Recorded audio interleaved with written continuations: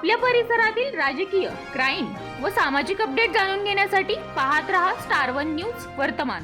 न्यायासाठी एका 80 वर्षीय वृद्ध महिलेचा लढा आता रस्त्यावर आलाय। मालमत्ता, जमीन आणि घरच्या वादातून त्रस्त झालेल्या हौसाबाई यशवंत माळी यांनी थेट लक्षवेधी उपोषणाचे हत्यार उपसले आहे। पोलीस प्रशासन, महसूल विभाग आणि संबंधित यंत्रणांकडून न्याय मिळत नसल्याचा गंभीर आरोप करत त्यांनी उपोषण सुरू केले आहे। विटा न्यायालयाने दिलेल्या जमिनीवर नातवाने बेकायदेशीरपणे ताबा मिळवल्याचा आरोप, स्वतःच्या नावावरील जमीन फसवणुकीने हस्तांतरित केल्याचा दावा, घरातून हकलवून देणे, मारहाण, धमक्या आणि पोलिसांकडून दखल घेतली जात नसल्याची खंत अशा अनेक गंभीर आरोपांनी हे प्रकरण अधिकच चर्चेत आले आहे। उपोषणकर्त्या हौसाबाई माळी यांनी आपल्या निवेदनात सांगितले आहे की त्यांच्या पतीच्या मृत्यूमागील घटनांची सखोल चौकशी व्हावी, त्यांच्या नावावरील जमीन आणि मालमत्तेचा प्रश्न मार्गी लागावा, तसेच संबंधितांवर गुन्हे दाखल करून निपक्ष चौकशी करण्यात यावी। एवढंच नव्हे तर संपूर्ण प्रकरणाची सीबीआय चौकशी करण्याचीही त्यांनी मागणी केली आहे। वृद्ध काळात न्यायासाठी संघर्ष करणाऱ्या या महिलेची व्यथा आता प्रशासनापर्यंत पोहोचणार का? त्यांच्या मागण्यांची दखल घेतली जाणार का? की न्यायासाठी हा लढा आणखीन तीव्र होणार? याकडे परिसराचे लक्ष लागून राहिले आहे। प्रतिनिधी कीर्ती गायकवाड। नातवाच्या आणि लेकाच्या विरुद्ध तर काय प्रकार झालाय तुमच्या बरोबर की आज तुम्ही उपोषणाला इथं बसला? फसवलंय मला अंगठा उठवून घेऊन, पैसे काढायचा ती ना म्हणलं माझ्या नावावर नाही ते पैसे, म्हणलं पेकाट मोडतो तुझं ठेवत नाही, आणून नाही तर अंगठा उठवून घेतला। तिथला माणूस तिथं आला कुठं त्या हराळ्याच्या माळ्यात आणि अंगठा उठवून घेतला, मला माघारी नेलीच नाही। 15 दिवस इकडं गायब। ही माझी लेक फोन करून करून कंटाळली, फोन पण माझ्याजवळ ठेवला नाही। आरोप केलेला आहे की तुम्हाला किडनॅप केलेलं होतं? हो। कुठनं उचललं होतं, काय केलं तुम्हाला? घरातनच आणली होती। कुठे ठेवले होते? तिथं हराळ्याच्या मळ्यात। बर, तुम्हाला काय मारहाण वगैरे पण केली? मारलंय बिलय, पायी सुजले, ते पेकाट मोडलंय, उठा येत नाही। मागणी मला काय असं फसवलंय मला ही बघा।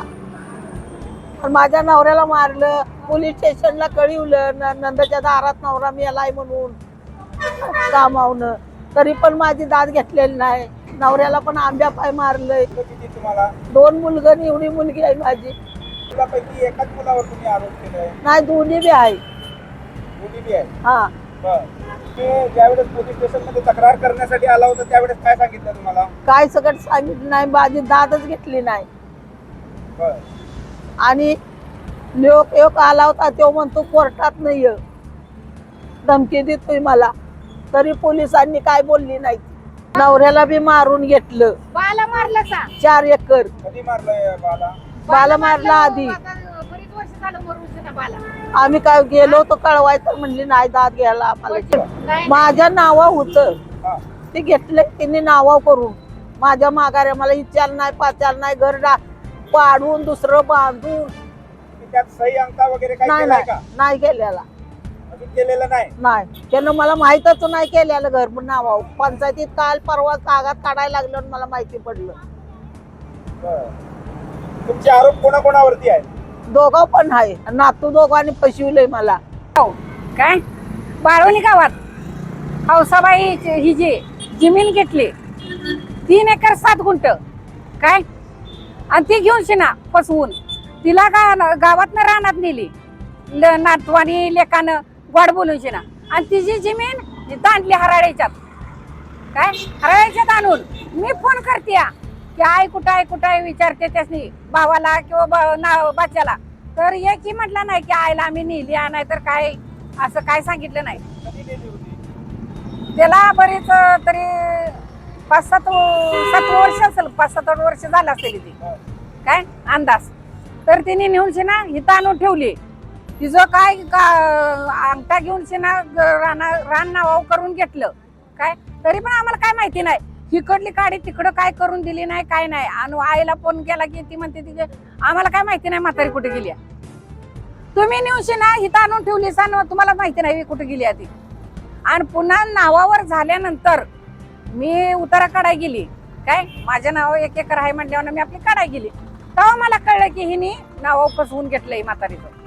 काय त्यावेळेस तुम्हाला कळालं की या म्हातारीने फसवणूक झालेली आहे, हो. त्यावेळेस तुम्ही तहसीलदारांना किंवा पोलीस स्टेशनला गेला नाही का? अहो ह्यांचीच बडी आता म्हणतोय काय की पोलिसाकडे आम्ही आलो कितीक वेळ आलो तरी हिने दाद घेतली नाही. 4 रुपये पैसे खाल्लं की सगळे जिथले तिथं होतंय हो. का तर ती पैकवा नाही तिथे आमची कोण दादच घेत नाही तिथे. काय 4 रुपये तुम्हाला दिल्याशिवाय तुम्ही काम आमची करणार आहे का करणार हिचा.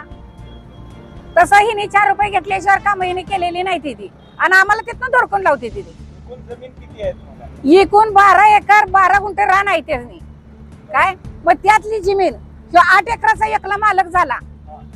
8 एकराचा हुनच्या हुन धाकट्याच्यात 4 एकरात अनिवार्याची वाटणी हे सगळं पाडलं. ही कुणी पाडलं थोरल्या भावानंच. आणि त्यात बी आम्हाला येऊ देत नाही तिथे. 2 जणी बनी भावंड भाऊ आम्हाला त्यात येऊन देत नाही. ते आता रान पडाक पडलेला आहे. आता इथं तुम्ही लिहिलेलं आहे 1061 मधील क्षेत्र 3 एकर 7 गुंठे जमीन हा त्यांना शासनाने दिली. हो त्याचा कागद वगैरे आहे तुमच्याकडे? हाय घे आता हाय आहे घे का? हाय घे.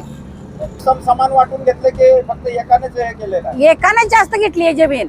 8 एकर आहे एकाकडेच. बरं, आणि दुसऱ्याची काय भूमिका आहे त्यामध्ये? दुसऱ्याचं 4 एकर आहे. त्या 4 एकरात चौघांचं 4 हिस्से पडली ती अनिवार्य लागली. त्या चौघं कोण कोण आहे? चौघं मी माझं 2 भाऊ आणि आई आम्ही दोघी आणि 2 जणी भाऊ असे 4 वाटण्या पडले. त्याच्यात बी 4च्या 4 रान एकर पडा काय ते करूनच देत नाही त्या आम्हाला. हे 8 एकर त्याच्या नावावर कसं झालं? 8 एकर हे असंच की फसवून घेतलंय. एक वेळा बापाकडे घेतलं आणि एक वेळा बाई आईकडे घेतलं. ते 4 एकर घेतलं बाकंड आणि 3 एकर 7 गुंठा आईकडे घेतलं. हा मग तू फसवीचा धंदा करून ना तू किती लुबाडलंस बाला आईला. आणि दुसरी बाकीची कुठे गेली काय? बाकीची आहे ती का नाही तिथे. मग हे कोर्टात गेलं की आम्ही म्हणलं की आमची जमीन फसवून घेतल्या. मग हे पोलीस मध्ये ते तुमची जमीन कशी फसवून घेतली तुम्ही सह्या केल्या त्या. अहो सह्या केल्या त्या आम्हाला लिहिता वाचता जर आला असतं तर मग आम्ही तुमच्याकडे आलो असतो का? कोर्टात काय दावा केलाय का तुम्ही? कोर्टात दावा होता. या दोघांनी भावाभावाने मिटवून घेतलाय. अशा बातम्या पाहण्यासाठी आमच्या चॅनेलला लाईक, शेअर, सबस्क्राईब करा.